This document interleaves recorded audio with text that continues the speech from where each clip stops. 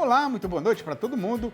Quando a boiada chegou na beira do Panema, uma siriema cantou na capoeira, fazendo a saudação para a comitiva estradeira do Terra Viva DBO na TV, que já descia para enfrentar a travessia. E depois de vencer a corredeira, a gente fecha o dia fazendo agora a nossa reunião costumeira, que começa com a recitação da prosa brideira do dia. Qualquer menino de fazenda hoje em dia sabe, decora e salteado, que a pecuária começa na cria, passa pela recria e termina na engorda, sendo que, para aumentar a produtividade da atividade no geral, cada uma dessas fases exige cada vez mais especialização e conhecimento do companheiro boiadeiro, né? Lógico que cada parte do serviço é de grande importância para o resultado final, mas o começo de tudo é a produção do bezerro, e se alguma coisa der errado aqui, o sucesso da empreitada vai ficar muito ameaçado. E se o amigo tiver aí alguma questão mal resolvida, empatando o andamento da lida na parte de reprodução, uma boa sugestão é acompanhar e prestar atenção na nossa sessão Raças e Cruzamentos com o zootecnista Alexandre Zadra.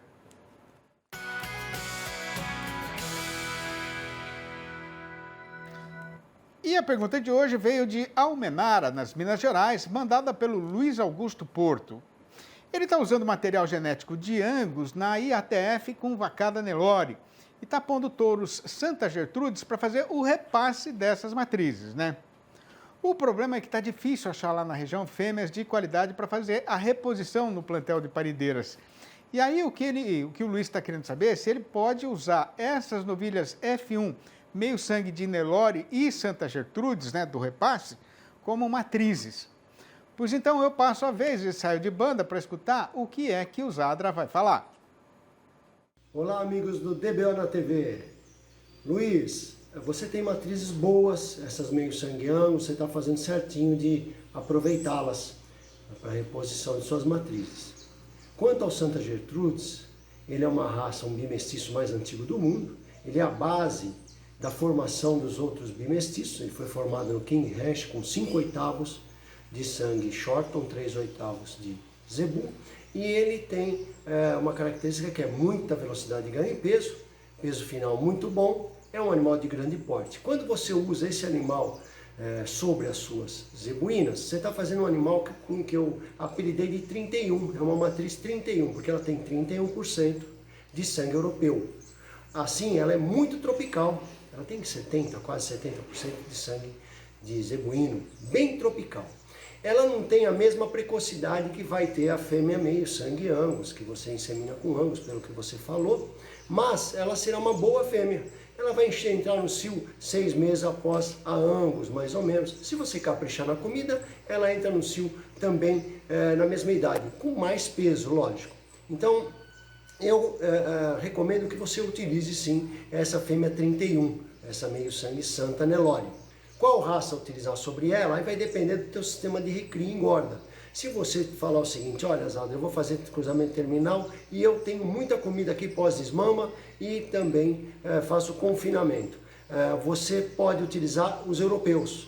Aí você usa o Angus, usa o Hereford, o que você quiser dessas raças de menor porte. Ou então você pode usar os bimestiços se for para ser recriado a pasto engordado mais extensivamente, como o Bonsmar é a primeira opção. Aí você tem Senepol e o Caracu, ok? Espero ter respondido a sua pergunta. Um abraço a todos e vamos para o campo! Com a água já quase fervendo na chaleira para refogar o arroz de carreteiro e carecendo de mais lenha para animar a fogueira, a gente pede a licença do companheiro para fazer um intervalo ligeiro nesta nossa lida conversadeira. É um minutinho só, aguarde. Na maior parte deste mundão do sertão brasileiro, a estação chuvosa está sendo generosa e os companheiros e companheiras fazendeiros não estão podendo fazer reclamação porque nas invernadas tem comida em quantidade e de excelente qualidade para a mantença da boiada, né? Mas o problema é que enquanto o pasto vai ganhando viço e o gado começa a ficar mais roliço, os parasitas, que formam uma legião desgramada e esconjurada de bichos inimigos do pecuarista, estão fazendo conspiração para derrubar a produtividade e a lucratividade do rebanho. Pois então, para prosear a respeito de como escorar o ataque e enfrentar esta consumição, a gente está tendo a satisfação de receber a visita virtual do médico veterinário Thales Vecchiato, gerente de produtos para animais de produção da Pearson Saúde Animal, que vai participar da função falando ao vivo pelo computador aqui mesmo da capital de São Paulo. Boa noite, Thales. Muito obrigado por você ter aceitado o nosso convite para essa entrevista aqui na televisão. Seja muito bem-vindo mais uma vez aqui no nosso arranchamento internetico e eletrônico. Olá, Sidney. Boa noite. É um prazer estar com vocês aqui nesse período chuvoso falando de um problema que aflige todos os pecuaristas. E é uma honra estar participando contigo novamente. É um prazer para a gente receber você aqui. Pois é, né, Thales? Por que é que os parasitas fazem a festa na fazenda nessa época do ano que a gente está agora, hein? Eles esperaram o ano inteiro para ter aquele conforto que eles tanto queriam, que é calor, umidade e, é claro, o boi gordo, né? Então, nesse momento de chuva em excesso, dessas oscilações tão climáticas assim, é o momento propício para o carrapato, para o berne, para a miíase, para a mosca do chifre surgir na propriedade. Então, é sombra e água fresca. Você já antecipou a resposta da pergunta que eu ia te fazer, né? Quer dizer, quais são os principais parasitas que infestam o rebanho brasileiro com mais intensidade durante essa época das águas que você falou, Thales? Agora, Sidney, está muito comum o surgimento de carrapato. Com essas oscilações climáticas em excesso, a mosca do chifre tem atacado bastante em todo o Brasil. O berne surge nas áreas de mais florestamento ao redor, mas é um problema principal nos parasitas. E a verminose, que a gente não vê, mas ela está lá na pastagem também. Agora, de que tamanho é o prejuízo provocado pelo ataque do carrapato contra o rebanho brasileiro a cada ano, Thales? A gente tem esse número, né? E é espantoso, né? A gente tem esse número sim, Sidney, é em torno de 15 bilhões de reais por ano, porque o carrapato, além de causar um problema produtivo no animal, queda de peso, queda da produção de leite, e em alguns casos favorecimento da miíase nos animais, também da bicheira, ele também pode complicar a reprodução, mas principalmente o couro desse animal. Ou seja, o prejuízo dele é constante, desde a produção, no visual, no reprodutivo, é um problema assombroso em toda a parte do Brasil. E eu acho importante a gente frisar bem, né? Você falou, né? 15 bilhões de reais por ano, é isso mesmo, né? É isso mesmo, o prejuízo é grande, com todo o controle, mas o custo sanitário não é muito alto no controle dos animais. É mais o impacto produtivo e reprodutivo que ele ocasiona nas fazendas. Ô, Thales, com o verão já quase passado aí da metade, né? Em que momento do seu ciclo de vida o carrapato está hoje? Olha, hoje o carrapato está no seu momento do terceiro ciclo, é um ciclo que se inicia a cada 21 dias aí, ele vem com força nessas oscilações aí que tem calor, chuva, em todas as pastagens. Então, o problema do carrapato é que só 5% a gente vê nos animais, os outros 95% estão na pastagem. Então, em muitos casos, a gente olha, não está tão infestado assim, mas quando começa a surgir nos animais, é sinal que a propriedade já está bastante infestada. Ô, Thales, o que é que o pecuarista deve fazer agora, né, para combater a infestação de carrapato no rebanho? Olha, Sidney, se a infestação for muito grande, o produtor tem que ficar atento a usar produtos de contato que mate todas as fases parasitárias do animal, seja larva, ninfa ou até os adultos. Então, existem produtos no mercado com associações de organofosforado e piretroides que faz essa limpeza completa do animal. Mas se a propriedade tem um pouco, vamos dizer assim, pouca infestação, ele pode optar por outros produtos que façam o controle do parasita, mas principalmente descontamine a fazenda, que são aqueles produtos à base de flazuron associado ou não com a abamectina. Agora, e o berne, Thales? De que formas ele prejudica o gado e o dono da boiada também, né? O berne é um problema. Tem amigos pecuaristas aí que a gente visita no Brasil que é difícil o controle. Num caso como esse, é fundamental ter um controle mais rigoroso, que os produtos seguram aí em torno de seus 28, 35 dias, então tem que ficar bastante atento. O uso de brinco mosquicida ajuda a repelir um pouco as moscas que ocasionam o berne, porque o berne, quando instalado, ele causa um incômodo para esse animal. O animal sente dor, eu já peguei berne, então eu sei o que ele sente, é uma dor incômoda que fica beliscando ali e causa um impacto produtivo, reprodutivo, e se você olhar no leite, vai estar um pouco mais vazio, o balde, né? Ô, Thales, agora, outra bicha desgramada de ruim, que você falou, né, é a mosca do chifre, né? Também já está presente no Brasil inteiro, né? Como é que está o desenvolvimento dela hoje, nesse momento, Thales?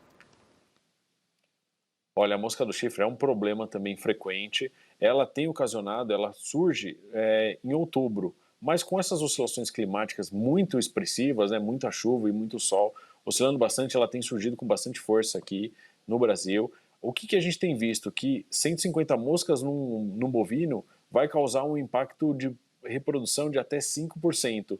Mas a gente sabe que 150 é um número muito pouco de mosca, né? A gente olha rebanhos aí altamente infestados. E aí ele começa a ter um prejuízo já no ganho de peso. Então esse animal consegue perder no ano em torno até de 40 quilos, dependendo do nível de infestação. Agora, Thales, existe algum jeito assim de fazer o enfrentamento preventivo, né, de todas essas pragas conjuntamente e ao mesmo tempo? Sidney, é possível sim. Então, é possível, à medida que os animais apareçam com um mínimo de infestação, já ocasionar a prática de produtos aí, abaixo de organofosforado, piretroides, fluazuron. O nível de infestação está alto, então é importante a recomendação de uso de brincos mosquicidas e sempre associado ao uso das avermectinas, vamos dizer assim, seja a doramectina, a abamectina ou ivermectina injetável. Então não tem como prevenir, falar assim, olha, eu vou liquidar esse problema na minha propriedade. O que eu tenho que tomar cuidado e ficar sempre atento é manter a sanidade do rebanho em dia. Quando foi feita a última aplicação de indectocida, quando foi feita a última aplicação de carrapaticida, do uso de puron, surgiu o problema na propriedade, passa o gado inteiro na mangueira, que dessa forma você vai estar garantido a limpeza dos animais, controlando a sanidade e, claro, revertendo em dinheiro, em ganho de peso e produção leiteira também. O que é que o pecuarista deve levar em conta na hora de fazer um plano assim permanente, né, para controle dos parasitas na sua propriedade? É fundamental ele ter o uso da prática dos manejos já na fazenda. A hora que vai trazer o gado, faz a aplicação dos produtos. O que, que a gente tem recomendado?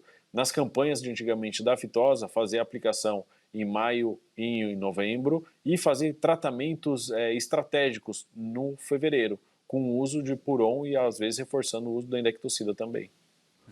Tá certo. Ô, Thales, eu queria agradecer demais a sua presença aqui no nosso programa, né?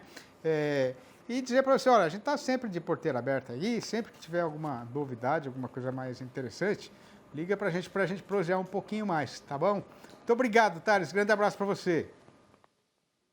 Tá ótimo, Sidney. Eu que agradeço. Foi um prazer estar aqui conversando com vocês e a gente também está à disposição aqui na empresa. Um grande abraço a todos. Muito obrigado.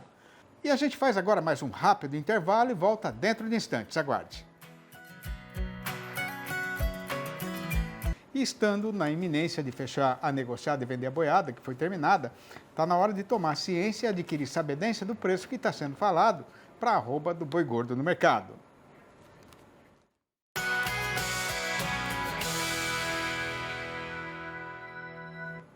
E com a carreira do tempo contra o cavalo rei dos parelheiros, para ver qual dos dois é ligeiro, levantando poeira na estrada e deixando já o janeiro lá para trás, o que tem para ser contado a respeito do jeito que o fevereiro foi começado é que a nossa praça boiadeira, que tinha entrado no ano novo despinguelada na ribanceira, agora está bem mais equilibrada. Conforme o companheiro e a companheira fazendeiros têm bem recordação, o vento começou a mudar de lado no meado do mês passado, com duas excelentes notícias mandadas pelo setor exportador. A primeira foi a autorização dada pela Indonésia para mais 11 frigoríficos brasileiros embarcarem carne bovina para o seu gigantesco mercado, formado por 290 milhões de almas e bocas.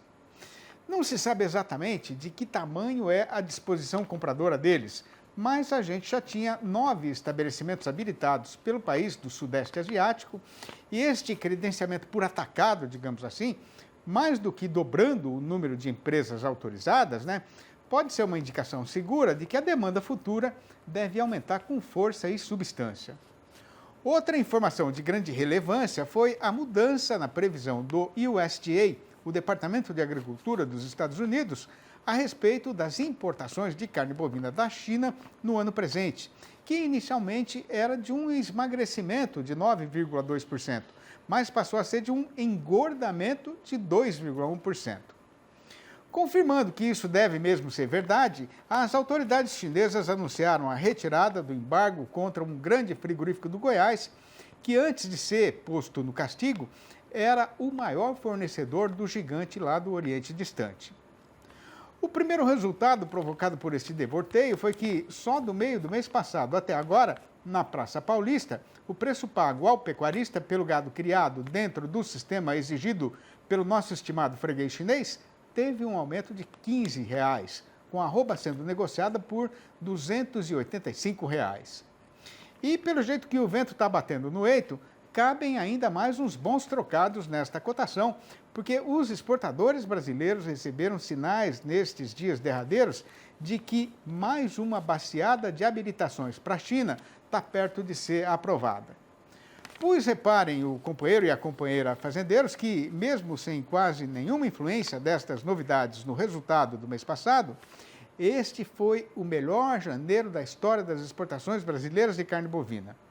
O volume despachado chegou a 160.200 toneladas, com um aumento de 16% em relação ao período correspondente de 2021, enquanto o faturamento dos exportadores somou 775 milhões e 800 mil dólares, ou 7,4% a mais na mesma comparação. No balanço do dia da Scott Consultoria foram apuradas mudanças nas cotações em 6 das 32 regiões pesquisadas em todo o Brasil, sendo que o boi subiu em 2 destas praças e caiu em outras 2, enquanto a vaca teve 4 quedas. Começando então a recitação da lista pela pior notícia, que é para deixar a melhor para o final, a gente registra que em Redenção do Pará a derriçada foi geral, com o macho voltando para R$ 226,50 e a fêmea para R$ 216,50, a prazo e livre do Funrural.